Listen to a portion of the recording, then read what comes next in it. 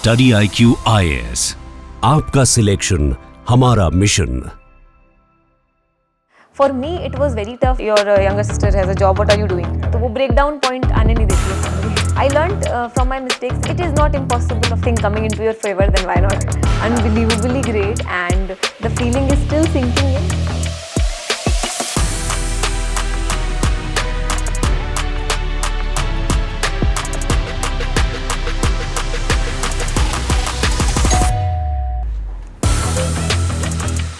Hello, Aditya.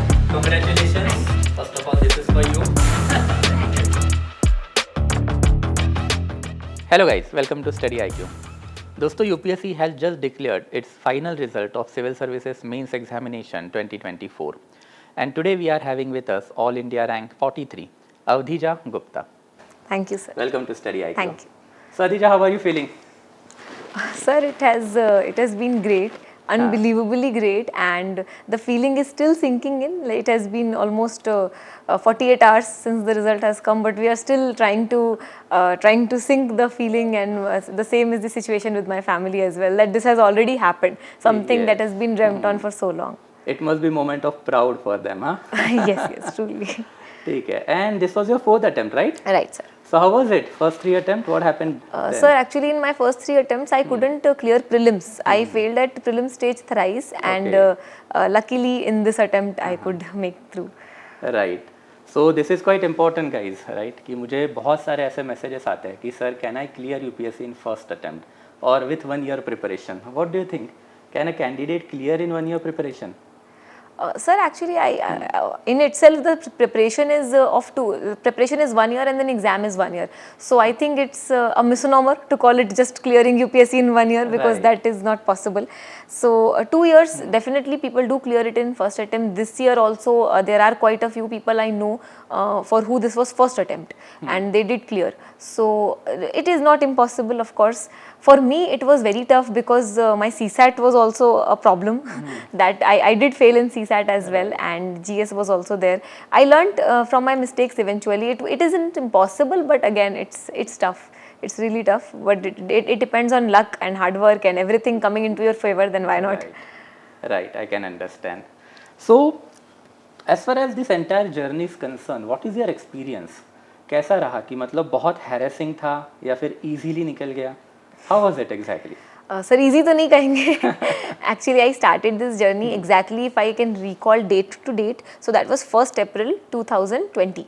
और अभी इस साल 1st April 2025 को, हाँ जी, क्योंकि मुझे याद है कि 31st मार्च को ऐसा था, तो मैं घर पे वो पापा को बोल रही थी कि 1-2 मूवीज़ देखते हैं, 31st है, तो फिर कल से मैं स्टार्ट करूँगी प्रॉपर पढ़ना, फिर मैं ये मूवी सब नहीं, हालांकि ऐसा करना नहीं चाहिए, देखते रहना चाहिए, लेकिन मैंने फिर बिल्कुल छोड़ दिया था. तो I can recall that in 2020 कि मैंने सोचा था कि अब कल से स्टार्ट करेंगे. तो 1st अप्रैल, अभी 2025 में जब 1st अप्रैल आया, तो उस समय तक रिजल्ट नहीं आया था, इंटरव्यू हो चुका था. तो मैंने बोला था घर पे मम्मी पापा को कि आज 5 साल हो गए पूरे, अगर ये नहीं होता है तो शायद मैं दोबारा नहीं दूँ वो मुझे नहीं पता, पर आज 5 साल कंप्लीट हो गए तैयारी को. चलो, मतलब 5 years it took you to clear the UPSC. Right? Right, sir. Simple. So, what motivated you during the time period of this 4 to 5 years? I often get this kind of the messages कि सब motivation बहुत कम है, and आजकल के generation को तो motivation बहुत चाहिए भी रहता है. So, how did you keep yourself motivated during this period of time? Yes, sir. Sir actually सही बोला आपने, आज की जनरेशन को रहता है कोई एक्सटर्नल मोटिवेशन मिल जाए, and that is how even I began. तो वीडियोस देख के यूट्यूब पे लोग स्टार्ट करते हैं देखना और अट्रैक्ट होते हैं इससे, but that is the harsh reality of it कि वो वीडियोस सच नहीं होती हैं. मतलब जो भी मोटिवेशनल वीडियोस होती है वो आपको सिर्फ 1-2 घंटे 1-2 दिन ज़्यादा से ज़्यादा मोटिवेट रख सकती है. एक 365 डेज जो प्रिपरेशन रहती है मेरे लिए into 5, तो उस चीज़ ये काफ़ी नहीं है वो motivation. So it should come from within. So for me, civil services was something I wanted to do since very long. So actually, if I go back to the inspiration, of course, family is there. Beyond family, it was in I was in class 7th. So that was 2011 when my sister cleared UPSC exam. मेरी मौसी की बेटी, मेरी सगी मौसी की बेटी, she got 151 rank. She is a 2011 batch IPS officer. So I was inspired by her a lot, and उनका देखा मैंने तो मुझे पता चला कि यार ये तो डूएबल है, मतलब ऐसा नहीं है कि बस हवा में बातें हैं, कुछ जिसको हम जानते हैं और वो क्लियर करता है तो एक अलग टाइप का मोटिवेशन मिलता है, हम भी कर सकते हैं।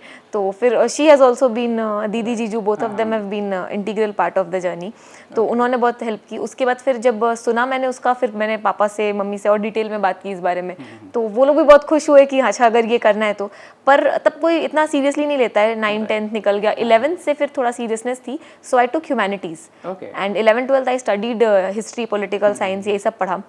Graduation also I did in honours in history, और उसके बाद फिर ये तैयारी स्टार्ट की। So that was my motivation started from there. और अगर 5 साल की बात करें तो 5 साल में तो बस फैमिली रहती है, बाकी तो आप किसी से कांटेक्ट में रह नहीं पाते हो, आप खुद नहीं रह पाते हो, कुछ लोग खुद छोड़ देते हैं। Although my extended family is quite good, I have been lucky that way, they are very supportive, पर फिर भी कोई कितना सपोर्ट करेगा, अल्टीमेटली इट्स फैमिली। तो मम्मी पापा, दादी, I have my little sister, तो बस घर में फैमिली इंपॉर्टेंट रहा है, बस एक्सट्रीमली इंपॉर्टेंट, मतलब जो थी फैमिली थी। तो फिर वही फैमिली के साथ जब रोना आ रहा है तो उनके सामने रो लिया, उन्होंने मोटिवेट कर दिया। जब एक सपोर्ट रहता है कि अगर ये नहीं भी करो तो भी हम तुम्हारे साथ हैं, जो भी करो ठीक है, अच्छा ही करोगे, तो फिर एक मोटिवेशन बना रहता है कि यही कर लेते हैं। तो वो ब्रेक डाउन पॉइंट आने नहीं देती है फैमिली। और एक और पॉइंट है कैंडिडेट की लाइफ में, फाइनेंस बहुत मैटर करता है during the preparation, and for that I guess family का बहुत ही इंपॉर्टेंट रोल है। फैमिली का रोल इमोशनल भी होता है, फाइनेंशियल भी होता है, राइट और wrong? Absolutely right, sir. Absolutely. I have my younger sister and she has already been earning for 2 years. तो छोटी है वो मुझसे, फिर भी she has been earning since quite a long time, well enough. तो हमसे ऐसे लोग भी पूछते थे, तो मुझे जैसे कि अच्छा ठीक है, your younger sister has a job, what are you doing? तो थोड़ा सा, अब वो भले ही बड़े इनोसेंटली पूछ रहे हो, मुझे बहुत embarrassing लगता था, मुझे लगता था पता नहीं मेरा कब कुछ होगा and I am not earning। पर मम्मी पापा बहुत गुस्सा होते थे जब मैं ऐसी बातें करती थी, तो वो कहते थे कि मतलब यू स्टडी, बस तुम पढ़ाई पे ध्यान दो, बाकी हैं। तो मैं एक्सेप्ट करूंगी, I have been extremely privilege that way. हर किसी की फैमिली इतने समय तक सपोर्ट नहीं कर पाती है कि आप you are 24 years 25 years old, आप किसी को शादी का प्रेशर है, किसी को फाइनेंस का प्रेशर है। तो आई अग्री कि अफोर्डेबल तो नहीं है बहुत समय तक ये प्रिपरेशन। अगर आपकी फैमिली है या आप खुद साथ साइड बाय साइड अर्न करते हो तो बात अलग है। Absolutely, family always plays a very crucial role in the preparation, we can say. Adisha, tell me one thing, कि जो पहले 3 अटेम्प्ट थे उसमें ओवरऑल स्ट्रेटेजी क्या थी, and what worked in the 4th attempt? Because I have seen many candidate के साथ ये होता है कि पहले 2-3 अटेम्प्ट में जो फंबल कर जाती है, इवन मेरे साथ भी हुआ, बट फिर 3rd-4th अटेम्प्ट के बाद जो चीज़ें क्लिक करनी चालू कर दी है। So what was your mistake in the first 3 attempt and what click for you in the 4th attempt? Right sir. Sir first 3 attempts में again there were multiple reasons. First attempt I would say if I go in detail attempt by attempt, so first attempt was in 21। So 21 attempt में I would agree कि preparation ही कम थी, क्योंकि पता नहीं था। आई never went to Delhi before interview call, so I was preparing. मतलब 4th अटेम्प्ट के पहले दिल्ली कभी नहीं। ORN I did not see old Rajendra Nagar, it was just that ORN with this all the TV series and everything going on, तो ORN सिर्फ एक नाम था मेरे लिए, बाकी मैं कभी नहीं। होम प्रिपरेशन है पूरी फुल कंप्लीट होम प्रिपरेशन है, कोचिंग वगैरह सब अपनी जगह है, हेल्प इधर उधर से, लेकिन प्रिपरेशन इज कम्प्लीटली घर से करी मैंने पूरी। तो आई वुड से कि फर्स्ट अटेम्प्ट में मैं अंडर प्रिपेयर्ड कहूँगी, I was under prepared because मुझे मालूम नहीं था कि PYQs की importance, and PYQs was by far the main reason in first attempt कि मतलब एक अच्छी खासी मार्जिन सी, मेरा GS भी नहीं हुआ था, CSET भी नहीं हुआ था। और उसके बाद फिर second attempt was the one where I studied a lot for GS and I got around 120 in my GS, and that year score was, this cut off was around 87। So my GS score was good, but I failed CSAT by 1 mark. तो second attempt में एक mains लिखने का मौका था, पर 1 number से वो छूट गया। That was 2022। और थर्ड अटेम्प्ट में again I did study a lot, और टेस्ट भी बहुत लगाए। अगर मैं 1, 2, 3 ये 3 अटेम्प्ट्स के टेस्ट को समराइज करूँ तो 200+ मार्क्स लगा लिए होंगे मैंने थर्ड अटेम्प्ट तक टेस्ट, पर थर्ड अटेम्प्ट में वापस नहीं हुआ। तो थर्ड अटेम्प्ट में नहीं होने की रीज़न, मुझे इतना स्टडी पॉइंट ऑफ व्यू से कुछ समझ में नहीं आया। मैंने एनालाइज भी किया, तो पढ़ाई बहुत की थी, करंट स्टैटिक सब रेडी था। मुझे लगता है शायद एग्ज़ाम का एटमॉस्फेयर में मैं सही से वो स्ट्रेस कोप अप नहीं कर पाई होंगी, क्योंकि that was 23 and if you can recall कि 23 वाला एक बहुत ही मतलब बहुत उस पर विवाद भी बहुत हुआ था कि वो बहुत ही एक पैटर्न चेंज था, काफ़ी डेंजरस था। तो वो बहुत लोगों ने कहा था, तो वो अब जैसा भी निकालने वालों ने निकाला ही, लेकिन मेरा उस साल नहीं था, मतलब it did not work in my favour, तो तीसरे में भी नहीं हुआ।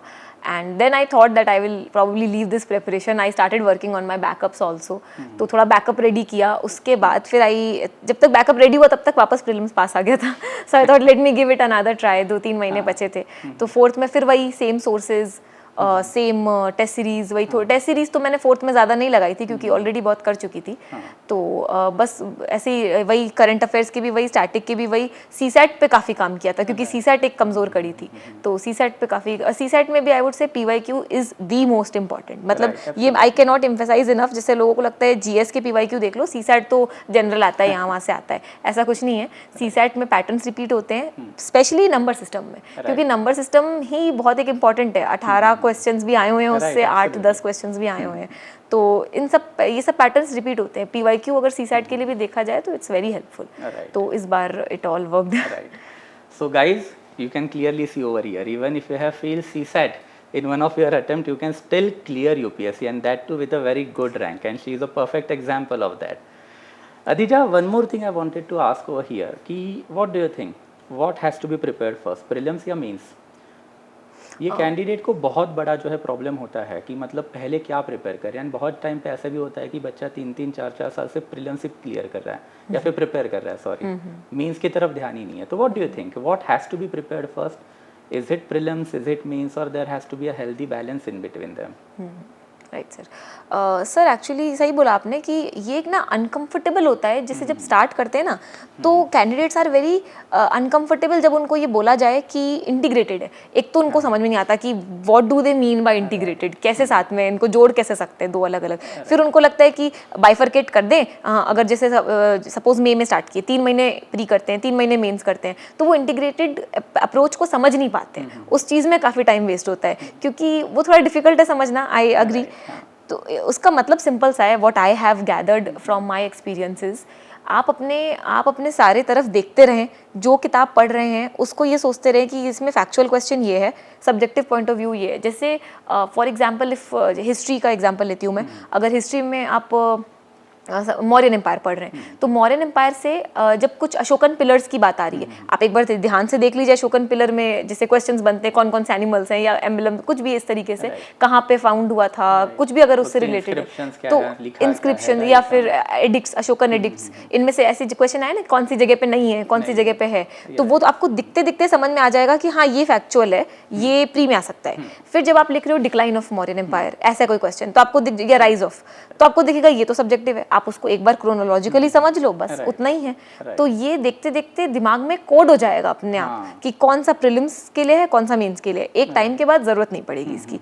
ये तो सिर्फ पढ़ते पढ़ते आएगा. कुल मिला के कोचिंग कुछ भी हो जाए, किताब लेके आपको ही पढ़ना है. तो किताबों से एक और चीज़ याद आई, नोट्स मेकिंग का कितना बड़ा रोल रहा है यूपीएससी के सिलेक्शन में. Because there are 2 trends in the UPSC कि एक ट्रेंड हमेशा आपको बताता है कि एक चीज़ बार बार पढ़ो. जैसे लक्ष्मीकांत का एग्जाम्पल है, हमेशा सजेस्ट किया जाता है कि आप 5, 10, 15, 20 टाइम्स आप लक्ष्मीकांत पढ़ो. But then there is another trend which will tell you कि नोट मेकिंग करो एंड 2 बार पढ़ो. What do you prefer? Sir I prefer the previous one. Prelims के लिए एटलीस्ट, प्रीलिम्स के लिए तो मैंने खुद लक्ष्मीकांत 10-15 बार, अगर सारे अटेम्प्ट्स का क्यूमुलेटिव लें 15 टाइम्स. गाइस लिसन, मुझे हमेशा बच्चे सवाल पूछते हैं कि सर लक्ष्मीकांत 2 बार पढ़िए, and I always tell them कि 2 बार से कुछ नहीं होता है. तो you can clearly see you are having quite good example over here, where minimum 10 to 15 times. Yes, तो वो तो हो जाता है इतने साल में, क्यूमुलेटिव हो ही जाता है. हर साल में अगर एवरेज 3-4 बार भी लें, 2 बार 1-2 बार में तो आपको समझने में ही लगता है इतनी मोटी किताब है ये. फिर तीसरी-चौथी बार में समझ में आ गया, शायद 5वीं बार आपका फाइनल होगा. तो अब 4 अटेम्प्ट से तो वैसे देख सकते हैं. तो वो हो ही जाता है. Same with spectrum. अब नोट्स अगर देखें प्रीलिम्स के पॉइंट ऑफ व्यू से, तो कई लोग का मैंने सुना भी है कि वो लोग लक्ष्मीकांत और स्पेक्ट्रम के भी नोट्स बनाते हैं. अगर कन्वीनियंट है तो आप बना लो, लेकिन मेरे ख्याल से वो बुक ऑलरेडी काफी कंपाइल्ड, बल्कि है, और वो उसके नोट्स फिर लोग गलत तरीके से बनाते हैं. उसमें एंड द हटा देंगे और इस तरीके ऑफ ये सब हटा देंगे और बच्चे पूरे लिख लेंगे, तो वो एक और किताब तैयार हो जाएगी. ये काम मैंने किया है. तो आई नो फर्स्ट अटेम्प्ट में किया है मैंने. छोटे मतलब अभी भी मैं वो देखती हूँ तो हंसी आती है कि वो 2-4 शब्द हटा करके आपने सेम चीज को दोबारा उतार दिया है. तो नोट्स तभी बनाएं जब एटलीस्ट 3-4 बार आप एक किताब पढ़ लें, ताकि आप सिर्फ बुलेट्स लिखें whenever you are revising, bullet देखते साथ ही आपको सेंटेंस, पैराग्राफ सब याद आ याद आ जाए। जाए, वैसे बना सकते हैं तो बनाइए, वरना आप किताब में अंडरलाइन कर लीजिए, हाईलाइट कर लीजिए, तो वो प्रीलिम्स के लिए। Okay. बट मेंस के लिए notes is the key. key, I can not emphasise enough, mains तो हुआ ही नोट्स की वजह से, क्योंकि मेंस की अगर मैं नोट्स की बात करूँ तो मैंने कुछ नोट्स पहले से प्रिपेयर्ड थे, पहले प्री इतनी बार नहीं हुआ था, तो बीच में थोड़े टाइम मेंस के नोट्स पे काम करना बंद कर दिया था। I would interrupt you over here once कि जब हम लोग मेंस के नोट्स मेकिंग की बात करते हैं तो एक और कैंडिडेट्स का जो है हमेशा एक कन्फ्यूजन रहता है कि नोट्स बनाते कैसे हैं। बनाने के टाइम पीरियड में कॉम्प्रिहेंसिव नोट्स मेकिंग करनी चाहिए या फिर शॉर्ट मेकिंग करनी चाहिए। जैसे हम क्वेश्चन श्योर आपने भी सुना होगा कि बहुत सारे टॉपर सजेस्ट करते हैं कि you shawl be having crisp note with you, short notes with you. But फिर बच्चों के साथ प्रॉब्लम क्या होता है, पहली रीडिंग में जो है शॉर्ट नोटिंग मेकिंग पे जाते हैं एंड जब रिवाइज करने बैठते तो समझ में ही नहीं आता हम लोगों ने नोट्स क्या बना के रखे। So how did you tackle, पहले तो ये प्रॉब्लम आपके साथ हुआ क्या है, अगर हुआ तो how did you tackle this scenarios? हाँ, ये हुआ है। नो, मेरे साथ ये नहीं हुआ है कि मैंने बहुत शॉर्ट बनाए हैं, क्योंकि मैं बल्कि ही बनाती थी। I had this habit of writing a lot, क्योंकि वही सब्जेक्टिव टाइप के ह्यूमैनिटीज बैकग्राउंड वालों के साथ ही थोड़ी प्रॉब्लम है। तो मेरे नोट्स की प्रॉब्लम थी, मैं बहुत लंबे बना लेती थी, और फिर मुझे पढ़ते वक्त लगता था कि यार मैंने सोचा था 30 पेज में, तो 90 पेज के नोट्स हो गए। तो अब इसको और कैसे कंपाइल करो, तो पता चला नोट्स के नोट्स आते आते आपका टाइम तो वेस्ट हो रहा है उसमें। तो मैं इसमें कहूँगी, एक तो जैसे अगर ऑप्शनल की बाद में बात करेंगे, पहले अगर जीएस की बात करें तो जीएस के नोट्स का तो मंत्रा वही है जो कि मैं पहली नहीं हूँ जो ये बात बोल रहा है, सिलेबस। तो सिलेबस आपकी गाइडलाइन है, syllabus is the guiding light of UPSC preparation. आप एक एक वर्ड सिलेबस का उठाएं, 1 A4 sheet, 1 topic front side, 1 topic back side, उसमें थोड़ा बहुत लिखें, बची हुई जगह खाली छोड़ दें टू ऐड ऑन। तो मैंने 4 फोल्डर्स लिए थे, उन सब पे पेस्ट किया था GS 1 2 3 4। और अब जैसे मैं 2 3 की बात करती हूँ, इनमें टॉपिक ज़्यादा हैं। तो जैसे अगर 3 है, अब इकोनॉमी का एक टॉपिक उठाया आपने, FPI, फूड प्रोसेसिंग इंडस्ट्री, तो अब उसमें ये एग्जाम्पल मैंने दिया है एक आध बार और, कि आप सब चीज़ें लिखिए। एक लिखिए कि फूड प्रोसेसिंग इंडस्ट्री इंडिया में कितनी, एक डेटा कि अभी कितना है इसका, कितने $1 मिलियन इंडस्ट्री है, $1 बिलियन इंडस्ट्री है, वो लिख दीजिए। फिर लिख दीजिए एक आध कोई फेमस पर्सनालिटी, मिनिस्टर्स का कोट अगर आया हो कि अगर हम इसको इतना पहुंचा सकें तो इंडिया डेवलप्ड कंट्री बनेगा, ऐसा करके कुछ लिख दें। 2-3 कोट्स लिखें, फिर 2-3 इंपॉर्टेंट अपना स्टैटिस्टिक्स लिखें अगर कुछ है उससे रिलेटेड, तो एक आध मॉडल लिखें। जैसे महाराष्ट्र में कई फेमस कोऑपरेटिव मॉडल्स हैं FPI के, तो उसके लिखें। फिर बेसिक लिखें, प्रोज कॉन्स, स्वॉट एनालिसिस जो हम करते हैं वो। अब ये बोलने सुनने में ऐसा लग रहा है कि ये तो कितने 3-4 पेजेस ले लेगा, नहीं लेगा, एक्चुअली नहीं लेगा। जब आप 1-2 स्टेटमेंट लिखोगे और छोटे छोटे में बुलेट्स में लिखोगे स्वॉट एनालिसिस, स्ट्रेंथ, वीकनेस, अपॉर्चुनिटी, तो मे बी हाफ पेज लेगा आपका, हाफ टू 1 पेज भी ले रहा है, ठीक है।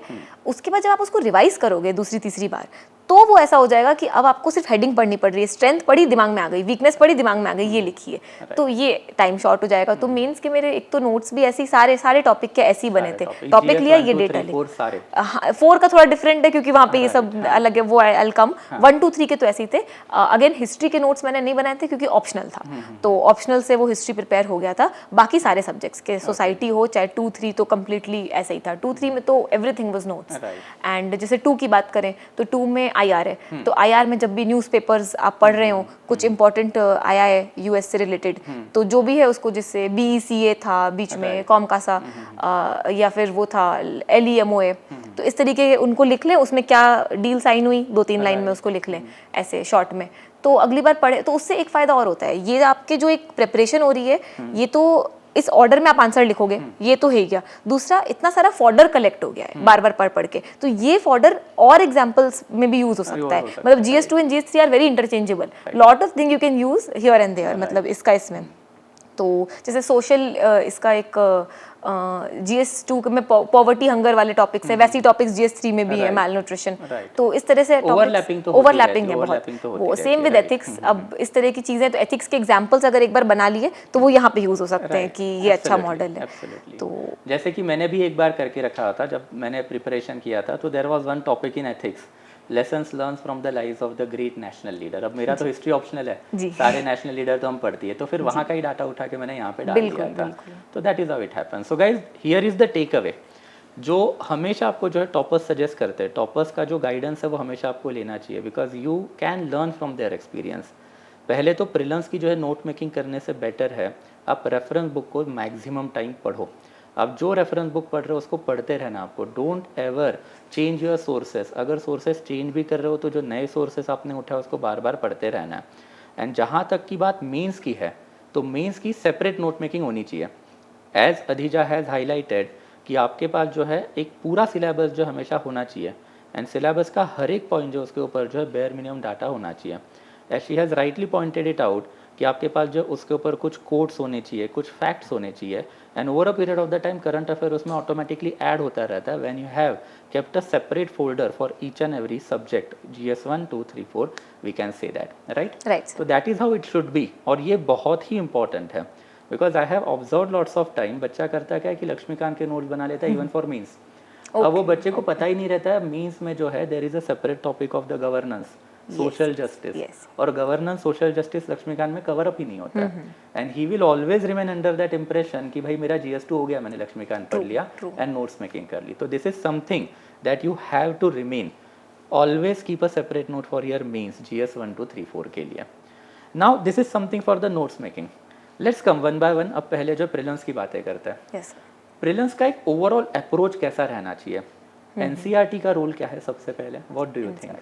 सर NCERT मैंने पढ़ी थी कॉलेज के दिनों में, मैंने ऑर्डर कर ली थी क्योंकि दिमाग में था ही कि पढ़ना है, यही करना है, तो पढ़ी थी और सब पढ़ी थी, 6 to 12th पढ़ी थी, मतलब उस मामले में। लेकिन वो मैं एडवाइस नहीं करूँगी क्योंकि 6 to 10th ऐसी है कि वो सब, जैसे ज्योग्राफी, अगर NCERT में किसी एक ही सब्जेक्ट के लिए बोलो इंपॉर्टेंट है तो दैट वुड बी ज्योग्राफी। तो 6 to 10th पढ़ेंगे, लेकिन 11th 12th में वो रिपीटिशन होगा। किसी के लिए न्यू है ज्योग्राफी, आप 6 से 12th ज्योग्राफी पढ़ लो, उसमें कोई दिक्कत नहीं है।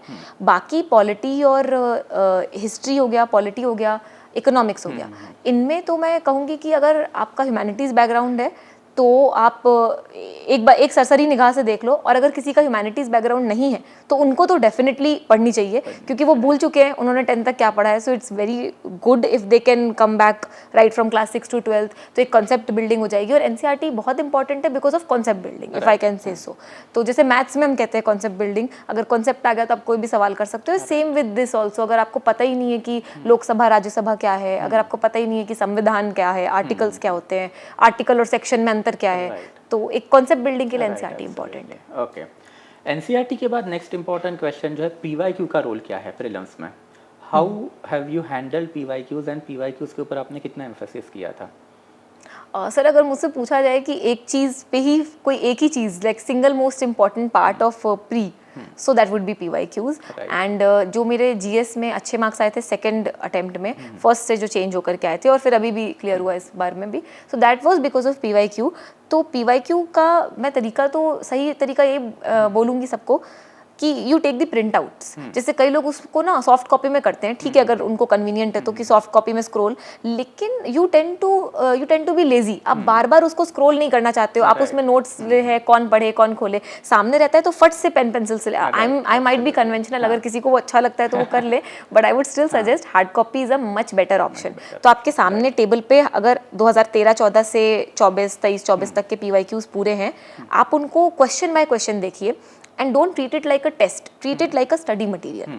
तो आप एक दिन में टारगेट लो, आज 25 करने हैं, धीरे से एक दिन में 50 का, तो read the question line by line, the vocabulary of UPSC, how they are asking, then read the points. तो बहुत बार हुआ है कि एक पॉइंट एक बार ऑप्शन में एक चीज़ है जो कि इस बार ऑप्शन में है पर गलत ऑप्शन है, अगली बार उस पर पूरा फुल फ्लेजेड क्वेश्चन आ गया।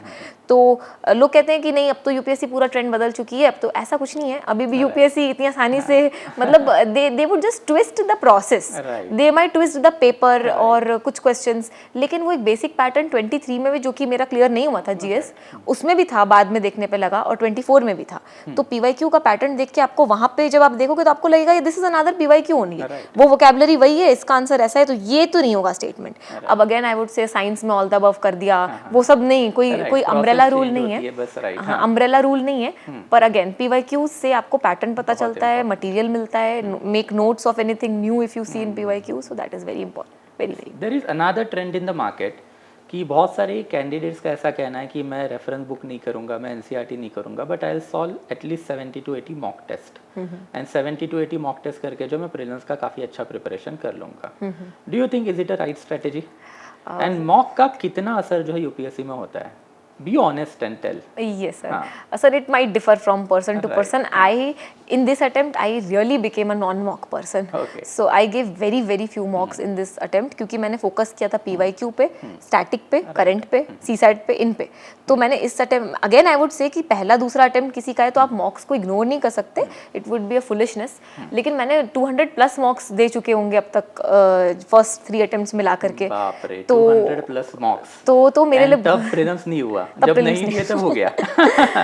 I don't know, fortunately or unfortunately, but again मैं किसी को एडवाइस नहीं करूंगी, that would be misguiding them. इसलिए मैं ये नहीं बोलूंगी कि आप मॉक्स मत दो, मॉक्स बिल्कुल दो.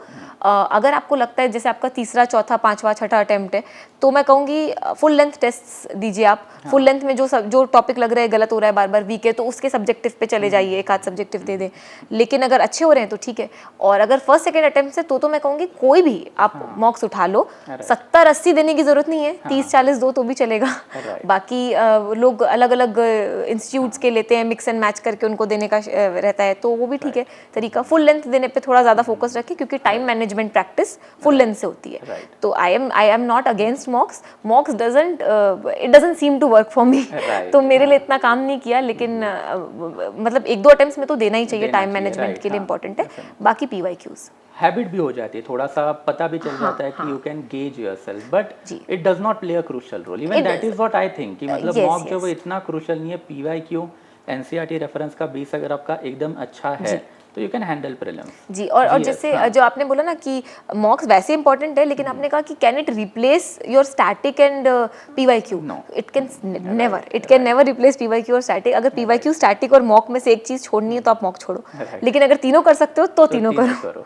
तो तीनों करो. यस. एक और एस्पेक्ट है करंट अफेयर्स. जी. Current affairs is really a pain for the student of UPSC this days, right? जी. अब यहाँ पे जो है there are total 3 trends in the market. एक बच्चा है जो डेली करंट अफेयर करता है, एक बच्चा जो है मंथली करंट अफेयर करता है, एंड एक बच्चा जो ईयरली करंट अफेयर के ऊपर यकीन रखता है. What do you suggest, how to tackle current affair? Is it doable on a daily basis? Because I am quite sure कि कभी ना कभी तो डेली बेसिस पे आपने भी किया होगा. Exactly, I was I am coming to also that. Quite sure कि कभी ना कभी मंथली पे आप शिफ्ट हुई होगी. I am also quite sure कि कभी ना कभी उसके बाद ईयरली पे शिफ्ट हुआ ही होगा. That is how it is usually in the UPSC aspirants life. Even I have gone through the same process कि एक अटेम्प्ट में दिन भर बैठ के करंट अफेयर कर लिया over a period of the time monthly and thereafter yearly. So what do you think? What exactly has worked for you? Sir, actually I think you have already answered that. So it exactly worked like that. When I started in 2020, I used to see this daily current affairs. Right. Of I don't know what, मतलब जैसे बस random डाला UPSC current affairs for today, जो भी आ गया देख ली 2-3, लगा सबके नोट्स बना लो ऑनलाइन ऑफलाइन, ये सब भी बहुत उस समय हुआ था. तो डेली देखती थी मैं करंट अफेयर्स. टाइम सेट करके रखे थे कि आधे घंटे डेली देखना ऐसा. फिर धीरे धीरे वो नहीं हुआ. फिर ऐसा होता है ना कि अगर आपसे कुछ नहीं होता है फिर आप खोजते हो. टॉपर्स अगर ऐसा बोल दें कि नहीं मंथली कर लो तो चलेगा, तो यू फील हाँ ठीक है टॉपर ने बोल दिया मंथली, मैं भी मंथली कर लूंगी, and then you do monthly. तो ऐसे ही मैं कभी मंथली पे स्विच कर गई होंगी किसी अटेम्प्ट में. फिर आप ढूंढते हो कि कोई टॉपर बोल दे ईयरली कर लो, तो फिर ईयरली में स्विच कर गई होंगी. इस अटेम्प्ट में सिर्फ ईयरली किए थे, समय भी कम था थोड़ा, तो ईयरली किया था इसमें तो सिर्फ. पर वही सबने मतलब हर उसमें. लेकिन ये बात है, अगर जैसे to answer questions of aspirant कि कौन सा करना चाहिए, इन तीनों में से कोई भी एक. तीनों में से कोई भी एक चलेगा. मंथली करो तो भी ठीक है. प्रेफरेबली मंथली स्टार्टिंग वालों को कर लेना चाहिए क्योंकि करंट अफेयर्स पढ़ने की आदत होती है. डेली तो इज वेरी बल्कि डेली आप न्यूज़पेपर पढ़ो बजाय कि करंट पढ़ने के, और मंथली कर लेना चाहिए ताकि करंट अफेयर्स पढ़ने की आदत हो. 2-3 अटेम्प्ट्स हो गए, then go for yearly, that would be fine. Right. So talking of current affair, there is again basically 2 trends in the market as far as subjects are concern. मैंने बहुत जगह पे बच्चों को देखा है कि बच्चे जो है हिस्ट्री का भी करंट अफेयर करते हैं, पॉलिटी का भी करंट अफेयर करते हैं. But what do you think, मतलब मेजर ट्रेंड अगर हम लोग देखते हैं UPSC का, तो they always focus upon international relation, internal security, science and tech, environment and after economics. Apart from this 5 subject, any other subject, does it play any role in the current affair, and how have you tackled it during your preparation? Yes, sir. Sir, talking about my own preparation, I did do the other current affairs also, because I did polity one also because of the bill, so that any bill comes out that will get updated, articles will get revised that way. History I didn't do as per se, because I would say art and culture से current affairs से questions आते भी हैं तो वो ऐसे होते हैं कि आपने अखबार वगैरह में कहीं ना कहीं पढ़ रखे हो, तो पूरी बुकलेट मतलब ऐसा है, देखना चाहे कोई देख सकता है फटाफट, क्योंकि वो होती भी छोटी है. Right. It would again be not very much. Current affair magazines में भी उनके पेजेस बहुत छोटे होते हैं, तो पढ़ना चाहे तो कोई पढ़ ले. एथिक्स का करने की कोई ज़रूरत नहीं, आजकल उसके भी आने लगे. I don't think that makes any sense. But बाकी तो मैंने किए थे, पॉलिटी का किया था, और कल्चर हो गया, social issues again I think करना चाहिए, मैंने तो किया था. Okay. तो ये सब्जेक्ट्स के तो मेरे हिसाब से इम्पोर्टेंट है. Important है, हाँ, right, क्योंकि हाँ. एक थोड़ा सा, एक तो जो आपका प्री में काम आया तो आया, मेंस में फॉर्डर इकट्ठा हो जाता है, if not anything else. Right, and means में तो सोशल इश्यूज का वेटेज भी काफी बढ़ रहा है. इस बार तो बहुत क्वेश्चंस आए थे, इस बार तो 90 मार्क्स का आया था social. Right. So here is again another thing guys, whenever you are preparing for the current affair, उसका भी प्री का अलग प्रिपरेशन है, मेंस का अलग प्रिपरेशन है. मेंस में you are required to focus upon ethics के करंट इश्यूज या फिर सोशल के करंट इश्यूज, ग्लोबलाइजेशन के करंट इश्यूज, बट ये सारे सब्जेक्ट का जो इतना ज़्यादा वेटेज आपके प्रीलिम्स में नहीं है. तो as she has just pointed out कि जो इंपॉर्टेंट सब्जेक्ट है उनके ऊपर हमेशा पहले फोकस रखना चाहिए, एंड आई गेस टाइम मिला तो बाकी का कर लेना चाहिए. What do you think? हाँ, मतलब पहले इंपॉर्टेंट जैसे इकोनॉमी, एनवायरनमेंट और यही इंटरनल सिक्योरिटी वगैरह ज़्यादा इंपॉर्टेंट है, इनको तो करना ही चाहिए. अब जैसे अगर टाइम बिल्कुल ही नहीं है तो आप शायद art and culture, if you don't have time then leave it. मतलब that is not, don't take my advice with that you have to follow as it is. Take it with a grain of salt, that whatever suits you, suits your time. Everybody has a different strategy. Again I am not the first person emphasising this. तो अगर time है तो सब करिए, वरना important ones तो नहीं छोड़ने. साइंस एंड टेक का आप करंट अफेयर्स नहीं छोड़ सकते, तो important once you can't leave. Right, okay. And CSAT then? CSAT. So talking about CSAT is my one of the weakest points for all these exams, for all these attempts. And I would say I've failed in CSAT multiple times. And हर बार ऐसे ही होता था, 61, 62 आ रहे हैं, कभी 59 आ रहे हैं, एक बार 65 पॉइंट समथिंग भी आए थे. तो ऐसे नंबर आते थे सीसैट में. और उसके बाद इस बार अभी तक मार्क्स नहीं आए हैं, बट आई एम अज्यूमिंग इस बार 100 भी टच कर सकता है सीसैट, क्योंकि थोड़ा इस बार प्रिपेयर किया था. तो I would like to take name of my friend Eshna. So we have been preparing together since quite some time. सो एशना की एक स्ट्रैटेजी थी जो कि उसने मुझे सीसैट के लिए बताई, एंड वो स्ट्रैटेजी मैंने इस बार फॉलो की और वो काम आई, बहुत ज़्यादा काम आई, और वो उसी से आई थिंक सीसैट निकला इस बार. तो उसका सिंपल एक था कि it's rule of identification. CSAT का पेपर कभी भी, बारिंग दैट 23-1 में भी, सीसैट का पेपर इतना टफ नहीं होता है कि आप उसे कर ही नहीं सको. इवन 23 वाला भी अगर देखें तो उसमें ऐसा नहीं होगा कि कोई 70 नंबर नहीं ला सके या 80 नंबर नहीं ला सके. It's just that when we start in the examination hall, एक आध क्वेश्चन आ गया जिसमें हम फंस गए, और उसके बाद हमने उसमें 2-4-5 मिनट दे दिया. First comes the ego issue, अब तो इसको करना ही है. दूसरा कम द डिमोरलाइजिंग फैक्टर, अरे यार 5 मिनट वेस्ट हो गए, कोई बात नहीं आगे बढ़ते हैं. तो वो बैकलॉग लेके आप पूरा चलते हो ना कि यार वो उतना मेरा टाइम फालतू वेस्ट हो गया है. तो अगर ये 2-3 क्वेश्चन के साथ हो गया तो फिर तो स्टूडेंट समझता है कि गेम ओवर है. तो ये सब चीज़ें, तो रूल ऑफ आइडेंटिफिकेशन इससे बचाता है. शुरू के 2-3 मिनट एग्जामिनेशन हॉल में उसने बोला था कि एक बार आइडेंटिफाई कर लेना, और मैंने ये किया था कि फटाफट देखा था कि कौन कौन से क्वेश्चंस करने लायक है, उनको साइड में छोटा छोटा सर्कल लगा दिया था. और it includes all the areas like number system, time and work, और अपना distance, speed distance time, mental ability के लगभग सारे, डिविजिबिलिटी रूल. तो ये सब जब आप पढ़ के जाते हो, वहाँ पे आ रहे हैं, फटाफट दिख रहा है कि यार ये कर सकते हैं, इसको साइड में निकालो ताकि बाकी की तरफ आप देखो ही नहीं. हो सकता है वो ईजी हो, आपने ध्यान नहीं दिया, छोड़ो. आपने जितना ध्यान दिया वो तो इजी है ना, पक्का उनको करो ना. आई वुड से कि सीसैट में मैथ्स का बढ़ता जा रहा है और मेंटल एबिलिटी कम होती जा रही है. Comprehension is becoming weird day by day. तो I used to think comprehension is my strength, वो तो हो जाएगा. तो कॉम्प्रिहेंशन में ऐसा है कि 27 के 27 किए, 12-13 सही हुए या 18-19 सही हुए, जो भी, तो वो नहीं कर पाता है, गेम ओवर कर देता है वो. Game over, exactly. क्या कॉम्प्रिहेंशन पे अब नहीं डिपेंडेंट रह सकते. You have to do maths, and maths has been my weakest point. So I am telling you this that you can practise maths. आप यूट्यूब पे वीडियोज़ देखो, वो टॉपिक डाल के आगे यूपीएससी लगा दो, कुछ आ जाएगा उसमें. तो जो भी आएगा आप videos you can watch. And apart from that you can also go, some people do this 9th-10th की एनसीईआरटी. मैंने नहीं की थी, मुझे इतनी हिम्मत नहीं पड़ी वापस वो करने की. रियली वही रीज़न था, मैंने तो यूट्यूब से ही पढ़ा था मैथ्स के लिए. तो वो पढ़े थे, कॉन्सेप्ट क्लियर किए थे, and then comes the soul मंत्रा, PYQs. So again, go back to PYQs for CSAT also. There is a pattern. लोग कहते हैं नहीं होता है, होता है.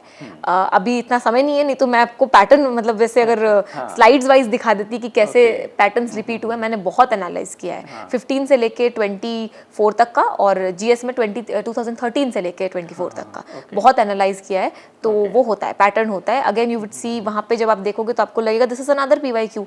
आप आइडेंटिफाई करो स्टार्टिंग के 2-3 मिनट, उसके बाद सॉल्व करना स्टार्ट करो। मैंने फर्स्ट 3 सीसैट्स में अटेम्प्ट किए थे लगभग 37, 38, 39 इतने कम किए थे क्योंकि हो ही नहीं पाते थे। इस बार मैंने 52 अटेम्प्ट किए थे। तो वो अगेन इसलिए हो पाया क्योंकि वो 2-3 मिनट शुरू में जो इन्वेस्ट किए तो वो, और इस बार एक्यूरेसी भी ज़्यादा थी क्योंकि मैथ्स ज़्यादा किए थे। तो वो थोड़ा सा एक चेंज था। Guys, so this is again a quite important lesson. जब हम लोग सीसैट की बात करते हैं तो आज भी ऐसे बहुत सारे कैंडिडेट हैं जो ये ओवर कॉन्फिडेंस में जाते हैं कि भाई मुझे आता है कॉम्प्रिहेंशन और मैं कॉम्प्रिहेंशन सारा बराबर करके आऊँगा। Don't fall into that trap. To be precise, comprehension के जो क्वेश्चन है वो आजकल कॉम्प्रिहेंशन के कम और लॉजिकल रीजनिंग के ज़्यादा डाल रहे हैं। इन्फरेंस निकालो, कंक्लूजन निकालो, और वो पता ही नहीं चलता एग्जैक्टली होता क्या है, लेते कैसे आंसर्स उसके। And that's a focus upon maths. Maths के ऊपर थोड़ा सा फोकस करना। Free resources are available, as Adhija has pointed out कि फ्री रिसोर्सेज है अवेलेबल। अगर आप पीवाईक्यू ठीक से कर रहे हो, फ्री रिसोर्सेज के थ्रू अपना मैथ्स इम्प्रोवाइज कर रहे हो, and thanks to Ishna also that pattern of identification, तो दैट पैटर्न ऑफ आइडेंटिफिकेशन के ऊपर भी ध्यान रखना। स्पेंड अर्लियर 2 to 3 मिनट्स की जस्ट एक क्विक ग्लैंस पेपर के ऊपर डालेंगे, कॉम्प्रिहेंशन करना है नहीं करना है, या फिर जो नंबरिंग सिस्टम है करनी है नहीं करनी है, decide and thereafter let's enter into the paper and thereafter attempt maximum possible question. That is how it is. Okay, now next important that once you have cracked this entire prelims, mains आता है, and mains is quite crucial. And mains में बच्चों को सबसे पहला tension आता है ऐसे का। ऐसे का कितना रोल है यूपीएससी में, एंड सेकेंड इंपॉर्टेंट थिंग, ऐसे आपको जो है पहले प्रिपेयर करना चाहिए प्रीलिम्स के पहले, या फिर प्रीलिम्स के बाद में प्रिपेयर करना चाहिए? What is better in your opinion?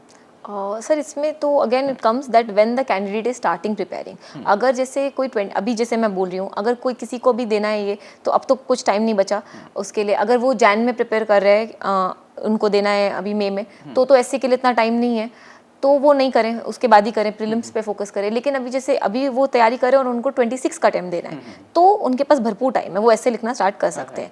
तो ऐसे की फ्रीक्वेंसी बहुत हाई नहीं रहे, नहीं तो बोरियत भी हो जाएगी। और एक जैसे topics, so you can right may be 1 essay, मतलब 1 टेस्ट पेपर जिसमें 2 essay होते हैं a month, so that would be fine. एक दिन आप निकाल सकते हो 3 घंटे आराम से, तो वो ऐसे लिखो। एंड स्टार्टिंग में तो ऐसे इज फन, ऐसे राइटिंग इज फन। वो बाद में जब कॉपी चेक होती है, कम नंबर आते हैं तो स्ट्रेस आता है, वरना स्टार्टिंग में तो मजे में लिखते हैं। एंड बिलीव मी, स्टार्टिंग में ज़्यादा नंबर आते हैं जब आप फन तरीके से लिखते हो, जितना क्रिएटिव इनोवेटिव हो, प्रेशर नहीं रहता है, तो ज़्यादा मार्क्स आते हैं। मेरे तो खुद के ऐसे में स्टार्टिंग में ज़्यादा आते थे, लास्ट तक थोड़े कम हो गए थे।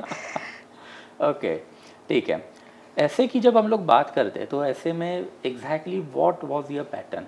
फिलोसॉफिकल एसेज को किस तरीके से हैंडल करना चाहिए? Because of late philosophical essays बहुत ज़्यादा आ रहा है, तो इनको एग्जैक्टली आपने किस तरीके से हैंडल किया? Now given that you are having history as an optional and humanity as your background, तो फिलोसॉफिकल ऐसे थोड़े हैंडल करने में ईजी जाते हैं, बट फिर भी at the end of the day you have to fill up the 10 pages. Right. तो इतना वर्थ ऑफ कंटेंट आता कहाँ से है, कैसे आता है? जब आपने जीएस पूरा पढ़ के रखा है, या फिर उसके लिए कोई सेपरेट प्रिपरेशन आपने किया हुआ है? दोनों ही बातें हैं। जीएस तो बहुत इंपॉर्टेंट है, और जीएस है, या फिर जैसे मेरा तो हिस्ट्री है, फिलोसफी होता है कई लोग का, पॉलिटिकल साइंस, आईआर, इसमें भी होता है, बहुत सारे ऑप्शनल, सोशो, तो इन ऑप्शनल्स में भी बहुत हेल्प होती है, बहुत ह्यूमैनिटीज़ ऑप्शनल में ऐसे हेल्प होती है। ऐसे में वो एज छोड़ना नहीं चाहिए, जो भी आपके पास ऑप्शनल से हेल्प हो रही है उसको यूटिलाइज करना चाहिए। Second most important thing for essays, वो जो हम मैप स्टार्टिंग में चार्ट बनाते हैं, पॉइंटर्स, तो ऐसे की कॉपी में घर में भी जब करो तो भी, और असली एग्जाम में भी, वहाँ पे आप लास्ट में एक पेज को पहले क्रॉस करके आप जो पॉइंटर्स लिखते हो वही है, बस वही ऐसे की है, क्योंकि आप वहाँ सब कुछ लिखते हो और उस समय क्रिएटिव होने का टाइम है। अब जैसे कोई भी एग्जाम्पल मैं अगर दूँ तो ज़्यादातर ऐसे में महात्मा गांधी, लॉर्ड बुद्धा, इन लोग का रेफरेंस आ ही जाता है घुमा फिरा के। फेमस पर्सनालिटीज जैसे इंडियन नेशनल मूवमेंट से कुछ मोटिवेशनल टाइप का है, तो जैसे कि वही उसी तरीके के कि आपको मोटिवेटेड रहना चाहिए, करते रहना, तो इंडियन नेशनल मूवमेंट से फिगर्स उठा लो। थोड़े घिसे पिटे फिगर्स उठाना कम करके थोड़े नए नए फिगर्स भी आप ले सकते हैं, तो उससे एक थोड़ा एडिशन हो जाता है, ब्राउनी पॉइंट मिल जाता है पेपर में। हाँ बिल्कुल बिल्कुल। और फिर लोगों को स्टार्टिंग, जैसे आपने पूछा फिलोसफिकल की कैसे चलाते हैं 10 पेज तक का, तो you start with N anecdote, तो उसी को आप एक पेज के एंड तक करोगे, और उसी को आप लास्ट में फिनिश करोगे, उसी को पकड़ करके चलना है। बट मोस्ट इंपॉर्टेंट इज कि इन दोनों के साथ साथ बीच में भी उसको पकड़े रहना है। Right. कई बार ऐसा होता है कि ये हुआ है मेरे साथ एक आध बार कि जैसे स्टार्ट किया, बीच में भूल गए उस बारे में, तो कहीं एक बार वो टॉपिक वापस ले आए, फिर लास्ट में फिर एक बार कंक्लूड, ऐसा नहीं है। थोड़ा उससे रिलेटेड चीजें लगातार लिखते रहना चाहिए। जैसे 2-3 पैराग्राफ में अगर आपका कनेक्शन छूटा है, तुरंत उसको लाओ, कुछ एक एग्जांपल के साथ उस पॉइंट को वापस करो। अभी मैं मतलब टॉपिक रहता तो मैं और अच्छे से समझा देती, लेकिन if I think I can explain, I am able to convey what the thing is कि आपको जो मेन टॉपिक है उससे जुड़े रहना है लगातार, उससे डिटैच नहीं हो जाना है। जी, डिटैच नहीं होना है। Flow is important. Okay, so guys, again for essay, as per Adhija, you can start writing it in the initial phase and take it as a fun. Don't take it as a pressure. Pressure लोगे तो फिर obviously बहुत ज़्यादा परेशानी होगी. And as far as content is concerned, वो over a period of the time ही जो है improvise होगा. आप जितने ज़्यादा ऐसे लिखोगे वो कंटेंट तो आपके पास आ ही जाता है, प्लस जीएस जो है उसका एक आपको एक एडिशनल बेनिफिट मिलेगा। एंड मोर सो एवर अगर आपका खुद का एक ऑप्शनल जो है फिलोसॉफिकल या फिर ह्यूमैनिटीज़ बैकग्राउंड से अगर अवेलेबल है तो, अदरवाइज थोड़ा सा एक्स्ट्रा मेहनत आपको डालना पड़ेगा during the time period of the GS preparation. Now Adhija, GS 1 2 3 4 1000 marks, the most crucial aspect. अगर आपने 350 which is on an average lower range marks अगर आपने ला दिया, आपका game over. And if you are in somewhere around 430 to 450 out of that 1000 mark, then obviously you are among the topper. That is the trend in UPSC. तो अगर आपको 400 plus लेके आने हैं, ऑब्वियसली अगर आप GS 1 2 3 4 की बात करोगे, 400 प्लस मतलब ऑन एन एवरेज हर एक पेपर में 100 मार्क्स, तो it's a very difficult task. How did you handle it? What was your strategy? How did you make notes? Notes के ऊपर तो खैर आपने काफ़ी अच्छा खासा हाईलाइट पहले ही के रखा था, but what was your strategy exactly? And strategy के साथ साथ कितने मॉक्स आपने मेंस के दिए हुए थे? Did you focus upon equal amount of the PYQs in mains also? Yes, sir. So I'll take all these questions one by one. So first would be first question था कि Strategy क्या है? overall Overall इसकी। strategy. तो इसमें मैं पहले हम इसकी बात करते हैं पीवाईक्यू की। अगर आपने रेज किया तो पीवाईक्यू मेंस में उतना इंपॉर्टेंट है जितना जीएस में टू बिगिन, अपना प्रीलिम्स में टू बिगिन विद, क्योंकि again PYQs are your best friends because they are the authentic sources. बाकी जैसे बुक्स टाइम टू टाइम ना चेंज भी होती रहती हैं, कोई मार्केट में नई ट्रेंडिंग आ गई, सब पढ़ने लगते हैं। अभी भी याद करूँ तो 2017-18 से, जब से मतलब प्रिपरेशन 20 से स्टार्ट की, लेकिन 17-18 से I was in this domain, लोगों का सुनना, तब जो बुक्स थी उसमें से बहुत सारी अब ऑब्सोलीट हो गई हैं, नोबडी रीड्स देम नाउ। तो ये चेंज होता रहता है, बट पीवाईक्यू तब भी इंपॉर्टेंट थे, आज भी इंपॉर्टेंट है। तो अगेन आई वुड से कि पीवाईक्यू मेंस में भी है। अब आपने पूछा मॉक्स कितने लगाए, तो मॉक्स तो हाँ, पहले पीवाईक्यू में another thing I would like to add कि वो आजकल बहुत मिलते हैं ना कि वो यूपीएससी लिखी वाली शीट्स मिलती हैं खाली, मेंस आंसर राइटिंग, वो आप खरीद लें, अच्छा है, वो कैंडिडेट्स खरीद लें तो अच्छा रहेगा। पीवाईक्यूज उसमें सॉल्व करें। अगर आपको टाइम लेके 3 घंटे करने में एफर्ट लग रहा है, मन नहीं हो रहा, छोड़ दीजिए, 5 लीजिए, 5 क्वेश्चंस लीजिए, 5 मतलब अपना 7 into 5 35 मिनट्स में उसको करें क्वेश्चंस वैसा। और या वो भी मन नहीं कर रहा है, I have a more simpler way which is also effective, is bullets बना लें, ब्लूप्रिंट बना लें, एक डब्बा बना करके वो ऐसे निकाल करके वैसे जैसे आजकल करने लगे वो बना लें। एक दिमाग में चार्ट आ जाएगा कि अगर ऐसा क्वेश्चन आया तो ये, एंड इट वर्क्स डेफिनेटली। मेरा फर्स्ट मेंस था तो पता नहीं कितना कॉम्पिटेंस है बोलने के लिए, लेकिन again I think it did work this time. It always acts as your notes also ना। हाँ, वो नोट्स हैं, नोट्स हैं, you know, utilise it as a notes also कि आपके पास उतना कंटेंट है, डाटा है, you have put in your efforts into that one, तो आपकी नोट्स भी काफी बढ़िया उसमें से बन जाते हैं। बिल्कुल बिल्कुल, तो वो बन जाते हैं कि कोई टॉपिक अगर उसमें से नहीं समझ में आ रहा है तो आप वो टॉपिक लिख के आगे यूपीएससी लिख दीजिए, थोड़ा डेटा रीड कर लीजिए, तो again you can write that in your that answer booklet also, और you can write that directly in your notes. तो मॉक्स कितने दिए थे मेंस के, मुझे एग्जैक्ट नंबर्स तो याद नहीं है, और मैंने भी बड़े मिक्स एंड मैच करके दिए थे, I did not stick to particular thing. तो उसमें दिए होंगे फिर भी, मिनी मॉक्स भी दिए थे 10 क्वेश्चन वाले, और फुल मॉक्स भी दिए थे 20। तो अराउंड 15 तो दिए होंगे, 15 पेपर्स लिखे होंगे, बट इन 15 पेपर्स एक तरफ, और जो मैंने सिमुलेशंस किए थे 4, दो सिमुलेशंस किए थे, मतलब 4 पेपर 2 दिन में, फिर वापस 4 पेपर 2 दिन में, वो एक तरफ। सो दैट इज मोर इम्पॉर्टेंट। वो आप जैसे अगर मॉक्स 15 की जगह 8 भी कोई दे रहा है, 4 भी दे रहा है, चलो चारों पेपर्स के एक ठीक है, कम समय, अगर ज़्यादा समय तो ये एडवेंचर मत करिएगा, मिस एडवेंचर, लेकिन देना चाहिए, मॉक्स तो देना चाहिए। इंपॉर्टेंट मॉक्स क्यों है? एक तो इसलिए इंपॉर्टेंट है टाइम मैनेजमेंट, मोस्ट इंपॉर्टेंट। दूसरा इंपॉर्टेंस है कि जब आप मॉक्स में लिखते हैं तो आप मॉक्स में वो एक ड्रेस रिहर्सल हो जाता है कि मेरे नोट्स जिस फॉर्म में मैंने बनाए हैं वो यहाँ उतर रहे हैं कि नहीं, नहीं उतर रहे हैं तो go back to your notes, try that in another mock. तो मैंने 2-3 मॉक्स में ये फिगर आउट कर लिया कि I am able to reproduce my notes here in this real test also, real mock test also. तो वो चीज़ एक बहुत इंपॉर्टेंट है। मॉक्स में आप ये याद करो कि इसमें नोट्स में क्या लिखा था, ये टॉपिक है, इसमें एनर्जी सिक्योरिटी, ये तो that way. Did you revise them again and again? मॉक्स को तो ठीक है, इसमें बहुत बार तो नहीं किया था मैंने, क्या रेड पेन से जैसे चेक किए थे मॉक्स, एक क्वेश्चन का कुछ बुलेट है तो नीचे लिख लिया था, तो I would just flip the pages. तो एक मॉक रिवाइज करने में सच में नो एग्जैजरेशन 2 से 3 मिनट लगेगा। Right, absolutely. कि आप वो बुलेट देखो, अब बुलेट कितना टाइम लगेगा 50 पेज पलटाने में, तो उतना ही 50 सेकंड इंटू 2, बस उतना ही। ठीक है। एंड एक और चीज़ इसमें वो भी है कि when we talk about strategy, हमने अभी शुरुआत में इसके ऊपर बात करके रखी थी कि सिलेबस पॉइंट वाइज मैनर में नोट्स होने चाहिए। तो ये जो नोट्स है वो भी फ्री रिसोर्सेज से आपने बनाए थे, और did you specifically refer any reference book for the mains? हाँ, ऐसे तो रिसोर्सेज अवेलेबल हैं उन्हीं से, और रेफरेंस जो स्टार्टिंग से यूज करते आए थे मोस्टली। Okay, perfect, right. मतलब नो एज सच कोई एक सेपरेट बुक या फिर ऐसी कोई नहीं, कोई एक बुक नहीं है। नोट्स तो और मुझे लगता है लिबरल अवेलेबल है, और नोट्स के लिए आपको वैसे भी लिबरल रहना चाहिए, क्योंकि आपको कई ऐसी चीज़ें होती हैं नेट से आप निकालते हो, आप भूल भी जाते हो उस वेबसाइट का नाम, पर वो चीज़ आपके काफ़ी लेटर टाइम तक, जैसे एथिक्स, अगर एथिक्स की बात करूँ तो मैंने कितनी वेबसाइट्स की हेल्प ली होगी, आई कांट रिकॉल। किसी ने कुछ अच्छे IAS का एग्जांपल दे दिया, कुछ अच्छे मॉडल्स, किसी ने कुछ अपने फ्रीडम फाइटर्स के कुछ इंपॉर्टेंट कोट्स का कंपाइलेशन दे दिया, वो उठा लिया। तो मैंने कितने सोर्सेस से उठाया होगा अब तो याद भी नहीं है, तो इसलिए वो लिबरल रहना चाहिए बिल्कुल सोर्स कलेक्शन में। ओके, ठीक है। So here is it again guys कि when we talk about 1000 marks worth of GS paper, सबसे पहले तो syllabus is most important, it is the key, it is the base. Syllabus के हर एक पर्टिकुलर पॉइंट का आपके पास नोट्स होने चाहिए। नोट्स के लिए you have to be open minded, you have to be dynamic, right, कि आपको जो है अलग अलग सोर्सेज को रेफर करके जो है डाटा कंसोलिडेट करते रहना चाहिए। And thereafter PYQ as Adhija has pointed out, it is your friend, philosopher and guide. PYQ के साथ साथ आपको जो है फिर मॉक भी करने चाहिए, because the more you practice the more better it will be for you, the more better you will be prepare for the exam. Main issue तो बच्चों के साथ वही होता है कि दिन में 2 पेपर कभी ट्राई नहीं करते एंड डायरेक्टली मेंस में जाके बैठते हैं, तो फिर it really become painful for them. फिर मुंह वगैरह लेके जाना पड़ता है हाथ पे लगाने और फिर के वो लिए, 27 घंटे के पेपर हैं, तो फिर वही है, फिर वो लास्ट पेपर आता है दम तोड़ देते हैं फिर वो। जी। तो that is something that you need to focus upon. And then that brings me to the last important aspect, that is optional.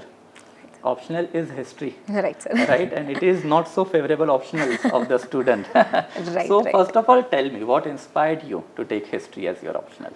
Sir, both the things, which are firstly my love for the subject and second would be my background. Right. So humanities had been my passion since I can't remember when, and I took humanities in 11th 12th as I mentioned previously, and also college, in my college I did history honors as well, क्योंकि उस वक्त भी दिमाग में था UPSC करना है, तो कॉलेज से जब मैं नोट्स बनाती थी तो मैं ये दिमाग में रख के बनाती थी कि डिटेल, मुझे तब नहीं पता था कैसे बनाने हैं, वो तो बहुत रिसेंटली पता चलता है लोगों को, लेकिन तब ये पता था कि ये काम आएंगे वहाँ पे, तो मैंने बहुत डिटेल्ड नोट्स बनाए थे और अभी तक भी मैं वो नोट्स पढ़ रही थी। मतलब जैसे कई चीज़ें ऐसी थी कि ज़्यादा बल्कि थी तो उसको थोड़ा शॉर्ट कर लिया, पर वो कंटेंट, इनफैक्ट हिस्ट्री में मोस्ट इंपॉर्टेंट इज़, अब तो थोड़ा वैल्यू कम हो गई है, पर हिस्टोरियोग्राफी। पहले इतना एम्फेसिस था कि हिस्टोरियोग्राफी नहीं लिखो तो काम नहीं होगा, लेकिन कुछ आर्गुमेंटेटिव क्वेश्चंस में अभी भी बहुत इंपॉर्टेंट है। तो हिस्टोरियोग्राफी तो मैंने बिल्कुल अपने ग्रेजुएशन नोट से उठाई है, if I can say so. तो हिस्ट्री में तो यही स्ट्रैटेजी थी, graduation notes were very important. बाकी ऑनलाइन मटेरियल मैंने डेफिनेटली रिकमेंड मैं करूँगी कि लोग ले लें, तो मैंने मटेरियल लिया। बाकी हिस्ट्री में बहुत सारी सेल्फ स्टडी लगती है, बहुत पेशेंस लगता है, and I would like to add one more thing, अगर किसी का बैकग्राउंड नॉट जस्ट हिस्ट्री, कोई और सब्जेक्ट का है, अगर वो ऑप्शनल अवेलेबल है यूपीएससी में, तो don't give up this opportunity, because you might actually gain over others. Marks नहीं आए इसलिए मैं नहीं जानती हिस्ट्री में कितने आएंगे, पर मुझे ऐसा लगा कि पेपर लिखते वक्त भी मैं बहुत कुछ ऐसा ऐड कर पा रही थी जो कि मेरा खुद का था, जो कि मुझे पढ़ते पढ़ते अपने आप इतने साल में हुआ। कुछ ऐसे कोट्स जो कि मेरे दादाजी भी एक हिस्ट्री एंथुजियास्ट थे, तो उनके कोट्स, कई चीज़ें मुझे याद थी उनकी बताई हुई, तो वो मेरा पर्सनल टच था जो कि मैंने मेंशन किया अपने आंसर्स में। फॉर एग्जांपल रशियन रेवोल्यूशन, इन सबसे रिलेटेड उनसे बातें करने में वो काफ़ी कुछ बताते थे, तो वैसे कुछ कुछ कोट्स थे जो कि मैंने डायरेक्टली वहाँ लिखे, and they were, I think that did give a personal touch to the answer. तो लोग अपना ये ऑप्शनल के साथ जो एक वो है अपना ग्रेजुएशन सब्जेक्ट के साथ जो बॉन्ड है उसको छोड़े नहीं, वो भी र्यूमर्स में आकर के। अगर आपका इंटरेस्ट ही खत्म हो गया तो बात अलग है, बाकी आप र्यूमर्स से चेंज ना करें अपना ऑप्शनल ग्रेजुएशन ले। अगर ग्रेजुएशन सब्जेक्ट अवेलेबल नहीं है then comes the different story, फिर आप देखें आपको कौन सा सब्जेक्ट अप्रोचेबल लगता है। तो interest matters, eight the end of the day interest matters. आपको वो बहुत पढ़ना है, आपको 6 महीने पढ़ना है लगभग रिगरसली नोट्स बनाते दौरान। और जैसे कि again I am not the first one saying this कि एथिक्स ऑप्शनल और एसए की वो एक ट्रायंगल होता है, तो optional is 500 marks in its. मतलब हम इतने जीएस के सब्जेक्ट्स पढ़ते हैं, लगभग 15 subjects, they are 1000 marks, and ये अकेला एक subject 500 marks. So definitely that speaks for itself कि ऑप्शनल बहुत पसंद का सब्जेक्ट होना चाहिए, बहुत घंटे आप बैठ सको। और अगर किसी को चूज करने में प्रॉब्लम हो रही है तो आप बुक्स उसकी देखो और पीवाईक्यूज देखो, फिर आप एक कॉन्शियस चॉइस बनाओ और बीच बीच में चेंज ना करें। हाँ, चेंज ना करें, बिल्कुल, वो एक काफी डेंजरस चीज है। अल्टीमेटली वही होता है कि एक पर्सनल टच जो आंसर में आना चाहिए, उसके बिना मार्क्स नहीं आते, राइट? वो पर्सनल टच जो तभी आता है when you are having interest in that optional. And फिर what is your suggestion specifically to those candidate जो मार्केट में ये रूमर जो है ये बेसिकली इसके ऊपर जो है जाते हैं, thereafter they usually change their optional या फिर they basically shift their optional. ऐसा करना सही में सही है या नहीं है? नहीं, बिल्कुल ऑप्शनल ऐसे बार बार चेंज नहीं करना चाहिए। And I have all my sympathy and empathy for those candidates जिनको ऐसी एडवाइसेस मिलती है चेंज करो, because I have been one. तो मुझे भी ये एडवाइस भी मिली है कि हिस्ट्री स्कोरिंग नहीं है, चेंज कर लो। ये भी मिली है कि पबैड या एंथ्रो ज़्यादा स्कोरिंग है, वो ले लो। तो ऐसी तो इसलिए एस्पिरेंट्स को आप बिल्कुल, मतलब this is my message to them कि आप बिल्कुल भी don't get fooled by them, क्योंकि ये लोग बस ऐसी बातें कर रहे हैं। मतलब ऐसा भी नहीं है कि आप चेंज कर लोगे तो उनका कोई फ़ायदा है, they are just giving free advice. तो वो चीज़ पे नहीं जाना तो अच्छा रहेगा। और अगर आपको जैसा लगता है कि चेंज किया आपने, हिस्ट्री से एंथ्रो कर लिया, ठीक है, अब एंथ्रो से स्टिक करो। मतलब कुछ एक महीना ले लो भले ऑप्शनल सोचने में, बट चेंज मत करो एक बार। और मोर सो नोट्स वोट्स तैयार हो गए हैं फिर चेंज कर दिया, या एक बार हाँ अगर ऐसा कोई सिचुएशन है एक्सेप्शनल, जैसे कि कुछ प्रीवियस ईयर टॉपर्स ने भी बोला है कि रिपीटेडली मेंस में एक ऑप्शनल में मार्क्स ही नहीं आ रहे, तो उन्होंने एक बहुत कॉन्शियस चॉइस ली कि चेंज करें, तो बात अलग है। पर यहाँ पे तो आप मेंस देने से पहले ही 2-3 बार चेंज कर लेते हो, वो मत करो, नहीं तो फिर आप भी एक साइकोलॉजिकल फियर की वजह से जिसका कोई रैशनल बेसिस ही नहीं है। बिल्कुल बिल्कुल। तो इसमें तो यही है कि रैशनल चॉइस होनी चाहिए एक। र्यूमर्स में बिल्कुल मत आइए, क्योंकि again I think UPSC is not unjustified at all. अगर मार्क्स किसी सब्जेक्ट में कोई पेपर टफ है तो मार्क्स वहाँ पे कॉम्पनसेट होंगे। तो कुछ मैथ्स जैसे एक्सेप्शन होते हैं जहाँ लोगों को बिल्कुल 350-400 मिलते हैं, बाकी तो it's just UPSC is not unjustified with respect to they are going to give due respect to each and every subject. Exactly. Simple. Now talking specifically history as a optional, have you ever faced this dilemma that market is dominated by the Marxist historian and government is pro nationalist? तो मुझे जो existing sources जैसे उपिंदर सिंह या फिर सतीश चंद्रा या फिर even विपान Chandra नहीं करने चाहिए, I will go for something else. There is really something like this kind of the deviation in history, that Marxism to nationalism. Do you really think something like that is happening? Sir may be मैं जैसे दिल्ली नहीं थी तो इसलिए मेरे इतना सुनने में, मतलब ये ऐसे कंट्रोवर्सी सुनने में आई है, लेकिन ये मार्केट में भी ऐसा कुछ चल रहा है ऑप्शनल में, ये मेरे कभी सुनने में नहीं आया। शायद दिल्ली में होता होगा, तो आया तो नहीं कभी सुनने में। एंड जिसे मैंने पढ़ा भी जब कॉलेज के दौरान भी, so my notes were very rational, very factual, वैसे फैक्ट बेस्ड थे और बहुत ही अनबायस्ड थे कि सारे हिस्टोरियंस के व्यूज लिखे हैं उसमें। मतलब multiple views have to be there. Yes, and conclusion historians have to be there and conclusion would be a little bit, जैसे हिस्ट्री में अगर मैं बात करूं तो जब हम आंसर में कंक्लूजन लिखते हैं तो इट शुड बी सम, अब जैसे वे फॉरवर्ड नहीं लिख सकते बिकॉज इट्स हिस्ट्री, तो आप कुछ ऐसा लिखिए व्हाट फॉलोड, कि जैसे डिक्लाइन ऑफ मौर्यन एम्पायर, तो व्हाट फॉलोड वाज कि rise of many small empires like Shungas, Kanvas, ऐसा।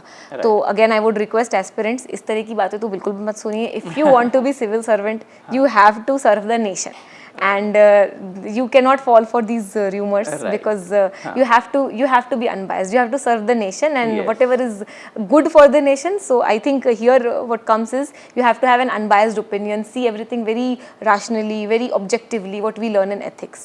So in sub rumors mein to bilkul bhi you should not never give in, never give it, right?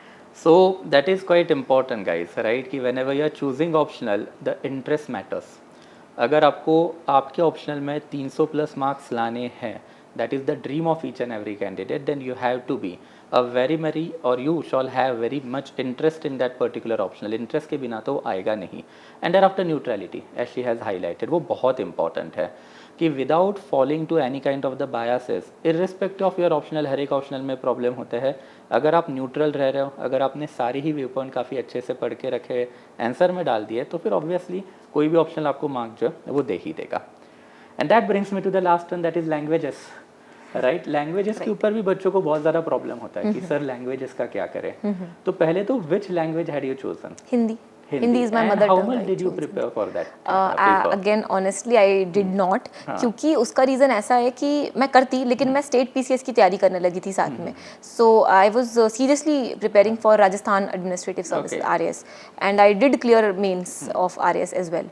तो उसमें क्या RAS के mains में बहुत एक एक्सटेंसिवली हिंदी पढ़नी पड़ती है, एक बहुत कॉम्प्रिहेंसिव पेपर होता है हिंदी का. वो मैंने बहुत अच्छे से किया था. इंग्लिश तो चलो हो गई थी बाकी चीज़ों से, इंग्लिश मीडियम था मेरा, और हिंदी वहाँ से हो गई थी प्रिपेयर. तो इस वजह से मुझे नहीं करना पड़ा ज़्यादा तैयारी. तो मैंने तो 1-2 दिन पहले जब हम मेंस के सेंटर, जब मेंस देने गए थे सेंटर के उधर, तो हम 1-2 दिन पहले देख लिए थे हमने मैंने PYQs देखे थे कुछ, और एक आध वीडियोस देखे थे यूट्यूब पे, फ्री वीडियोस ऐसी कि how to prepare for language. तो जो भी था उसको फटाफट देख लिया कि हाँ यार ये तो देख के लग रहा है कि हो सकता है, और लकीली वो हो गया. मतलब 2 पेपर्स में इतनी प्रॉब्लम नहीं आई. आपका टाइम से जल्दी खत्म हो जाएगा, पर अगर आपकी हिंदी की आदत छूटी हुई है, जो कि बहुत कॉमन फिनोमेना है, लोगों की 10th के बाद कभी नहीं पढ़ी होती है. कई लोग 8th के बाद छोड़ देते हैं, जो कि 9-10 में संस्कृत लेते हैं. तो 8th के बाद इट्स सो लॉन्ग. तो आप लाइटली मत लीजिए. उनको मैं कहूँगी वो 3 महीने में हफ्ते में 1 दिन थोड़ा बहुत हिंदी देख लें, ऐसा हिंदी या फिर जो भी आपकी रीजनल लैंग्वेज है. अगर उसको that is after pre, I guess. Pre के बाद वो थोड़ा बहुत टच आफ्टर प्री. अब आफ्टर प्री इतना ग्रिलिंग होता है कि कभी अगर आपको ब्रेक चाहिए तो ब्रेक में आप थोड़ा सा देख लो हिंदी, या कोई वीडियो सुन लो उसमें, या जो भी आपकी, अगर कई बार ऐसा होता है कि लोग अपने रीजनल लैंग्वेजेस में अगर हिंदी के अलावा कुछ और है तो they are very strong in there, say if it's Marathi और बंगाली, तो बहुत अच्छी बात है. वैसा है तो you can write very good essays in there, you can show your creativity. If not then थोड़ा सा आप प्रिपेयर कर लीजिए मेंस के बाद, प्री के बाद. वही right. So that is again one of the major queries of the candidate कि लैंग्वेजेस को कैसे हैंडल करें. तो this is something that Adhija has suggested to you कि आपको जो है लैंग्वेजेस के ऊपर आफ्टर प्री हमेशा फोकस करना है. प्रीलिम्स के बाद जो है आपको हमेशा लैंग्वेजेस के ऊपर जो है जाना रहता है. लैंग्वेजेस के ऊपर थोड़ा बहुत भी अगर आपने टचअप कर लिया, then obviously it is going to be a very well aspect for you. So that brings me to the final aspect, interview. Right, sir. Right. Interview, first of all, to tell me कि was it a fun? I won't really call it fun, and that might be different from some aspirants, क्योंकि some toppers, क्योंकि कुछ लोगों ने ऐसा मैंने सुना था जब इंटरव्यू की तैयारी कर रही थी कि interview is the most fun part. I would agree कि interview is the lighter part compared to prelims and especially mains. It is lighter part. It is not grilling. You don't have to study for 10-12 hours ऐसा जितना बाकियों में रहता है. आपको अपने आप पे ध्यान देना होता है. It's a very fun process that way, पर for me it was not a very jolly, very light part, क्योंकि मैं बहुत स्ट्रेस थी. मुझे ऐसा लग रहा था कि I had no sources from where to do it. मेरा डैफ बहुत एक्सटेंसिव था. My DAF had lot of things because I have been associated to 6 states, और सब मेंशन भी थे उसमें कहीं ना कहीं. तो वो सब पढ़ना पड़ रहा था. बहुत सारी 3 हॉबीज लिख दी थी, तो वो सारी प्रॉब्लम्स थी. तो मुझे लग रहा था कि मैं कैसे नोट्स बनाऊँ, क्या करूँ. And I used to watch toppers interview for interview portion only. So it was not very easy, ऐसा इजी गोइंग नहीं था. पर अगेन आई वुड से कि लाइटर था. बाकी फर्स्ट दोनों स्टेजेस से लाइटर था. What was good part is, firstly I would admit it, my mocks are very embarrassing. So I gave quite a lot of mocks for interview, and अभी तो उसमें से काफ़ी कुछ अपलोड हो गए हैं. अगर मैं देखती हूँ या घर पे कोई देख रहा होता है ना, तो मैं उनको कहती हूँ बंद कर दो, मेरे सामने मत देखो, they are very very embarrassing. और मेरे मॉक्स इतने अच्छे होते भी नहीं थे. मुझे समझ में नहीं आया क्यों. उस समय एनालाइज करती थी, नहीं समझ में आता था. लेकिन मेरा real interview was good. It was better than मॉक्स. और मॉक्स वर वेरी हेल्पफुल दो, क्योंकि उनसे कुछ क्वेश्चंस आए. हेल्पफुल तो था. And then you have to face a panel of people who have cumulative experience of 100+ years, 150+ years. तो वो एक कॉन्फिडेंस आ जाता है. तो आई वुड से मॉक्स देना चाहिए बिल्कुल. कितने देने चाहिए, कई कहते हैं 3-4 दो, कई कहते हैं 10 दो, तो अपना है. लेकिन मॉक्स तो देना चाहिए. पर real interview is different. Because of experience. Right. जब आप, मेरा शीलवर्धन सर का बोर्ड था, तो जब आपको वो अंदर बुलाएंगे और उसके बाद आप जाओगे तो that will be a totally different process. और जब मैं वो उनके इंटरव्यू रूम के बाहर बैठ करके वेट कर रही थी, तो मैं यही सोच रही थी कि मुझे I just have to live the moment एंड बाद में सोचेंगे कि क्या बोला, उस वक्त मैं कॉन्शियस नहीं होंगी। And I think I did live the moment, क्योंकि जब मैं बाहर आई तो I was happy, mummy papa थे तो वो लोग भी देख के कह रहे थे कि शक्ल से तो लग रहा है कि अच्छा ही हुआ होगा। And it was good. अभी मार्क्स नहीं आए, अगेन आई कांट से, लेकिन इंटरव्यू मुझे तो सेटिस्फैक्शन था। There were variety of questions in and around DAF. I was satisfied though. Right. Okay. Any incidents that you want to highlight during your interview? Okay, so hobbies से कुछ questions थे। मेरी एक hobby है creative writing on self improvement. So it's basically like, ये पहले तो पूछते थे लोग कि इसमें क्या होता है। So it's basically like self help books जैसे पढ़ते हैं ना आजकल, बहुत कॉमन हो गया है एस्पिरेंट्स के बीच में, तो it's like self help book लिखना। तो क्रिएटिव राइटिंग, आप वही चीज़ सेल्फ इम्प्रूवमेंट की चीज़ें आप लिख रहे हो, तो इन अ मोर क्रिएटिव मैनर वैसा। तो मैं वो बहुत लिखती हूँ, अपनी पर्सनल लाइफ से इंसिडेंट्स लिखती हूँ, कुछ चीज़ें ऑब्जर्व करें तो वो लिखती हूँ, उनका कंपाइलेशन है मेरे पास बहुत सारे। तो वो मेरी एक हॉबी थी काफ़ी समय से, तो ये मैंने बताई। So they asked me this very interesting question. They asked me कि what are the 3 qualities that you have for becoming a good creative writer. So I told them that I'm a good listener. I'm second one I said something, yes, I'm a keen observer. And third one I said I have communication skills, so I can communicate well. So they said okay, and second question is your 2 weaknesses that prohibit you from becoming a good writer. तो अभी ऐसा बोल रखा था कि बहुत weakness अपनी जा करके वहाँ पे बतानी नहीं है. So I just told them that my weakness in general is that sometimes I talk a lot, which अभी लग भी रहा होगा कई लोगों को.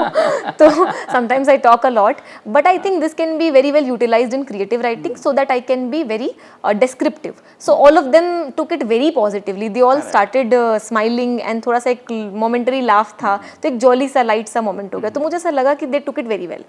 तो थोड़ा सा witty सा reply था, तो that was a fun moment. That is quite important. The moment your interview starts on this cordial manner, तो वो थोड़ा सा pressure भी कम करता है, and thereafter you can enjoy the process also while in that particular board. Good. So I hope guys everything is clear. The main object of doing this particular interview is that कि most probably she is the topper from history this time. And इन्होंने काफ़ी elaborately आपको बता के रखा है कि prelims thereafter mains and thereafter interview को एग्जैक्टली किस तरीके से आपको टैकल करना है. Final message on your part to the candidates which you want to give. Sir, actually it is again very surreal to feel that I'm giving any message because a couple of days ago I was very worried and thinking about giving prelims. So message, if I can gather from what I have earned in 5 years, would be a 2-point mantra. So one is discipline. You have to be disciplined, and this is not for UPSC, it is for any exam of your life, anything you're doing in your life, other competitive exams, you have to be disciplined. जिस समय plan बनाया, सोना उठना पढ़ना, targets, you have to do that and that should be your motivation. अगर आप इतना बड़ा अचीव कर रहे हो एम एक सिविल सर्विसेज का, देश को सर्व करने का, तो आप अपने टारगेट्स तो डेली अचीव करो, उसमें आप कंसिस्टेंट रहो तो फिर और बड़े गोल्स अचीव होंगे. So one is discipline and second one would be support system. So stay close to your family, stay close to your loved ones, respect your elders. तो ये बात मुझे लगती है कि lot of people they forget in this wild that they have to keep people around them to stay humble, to stay grounded, to keep them motivated. तो एक अच्छा इंसान आपको वही चीज़ बनाती है अगर आप अपनी फैमिली से जुड़े रहो, अपने लोगों से जुड़े रहो. So again support system is very important throughout this journey. Even if you are away from your family, keep talking to them. एक छोटा सर्कल बनाओ पर अच्छा सर्कल, हेल्दी सर्कल होना चाहिए. एंड योर फ्रेंड्स, कई लोगों के फ्रेंड्स होते हैं, पार्टनर्स होते हैं. इफ़ यू आर मैरिड तो आपकी अलग टाइप की रिस्पॉन्सिबिलिटीज़ हैं, but your circle should be very supportive in this. And this is not just for the aspirants but their families also. So आप बिल्कुल आप अपने you have to support you should support your child in this if they look at this dream. And again 1-2 attempts तो आपको अगर आप full fledged देना चाहते हो तो दें, वरना थर्ड अटेम्प्ट तक भी अगर किसी का नहीं होता है तो you start preparing a backup, वरना वो ब्रेकडाउन को डील करना बहुत मुश्किल होता है. So on this note I would like to end कि सपोर्ट सिस्टम इंपॉर्टेंट है, बैकअप इंपॉर्टेंट है एंड डिसिप्लिन बहुत इंपॉर्टेंट है. Yes, as Mahatma Gandhi had always highlighted that values makes the man. Here you can see a very good example that values have created a very fine woman. We are very much thankful to you. Thanks on behalf of the Study IQ as well as all the aspirants, and we really hope that you will achieve much more success in your life and you will serve the nation very well. Thank you, sir. Thank you so Thank much. you so Thank you. Thank you, guys. Guys, Mahatma Gandhi ji had always emphasized that values make the man. And here we are having a very fantastic woman who is defined by her values. Her value systems are indeed a very good, and I hope आपने वो जो है throughout interview देखे भी होंगे, उनके suggestion में भी वो reflect होता है. Once again, congratulations Avdhija Thank you. for securing Thank you, All India rank 43. Thank you so And much. guys, we really hope that you do like this video. And अगर आपको कोई भी comment करना है या फिर आपको अवधीजा जी से या फिर मुझसे कोई क्वेश्चन करना है तो do write in the comment box. We will try to reach out to you. Thank you so much guys. Study IQ IAS, आपका सिलेक्शन हमारा मिशन.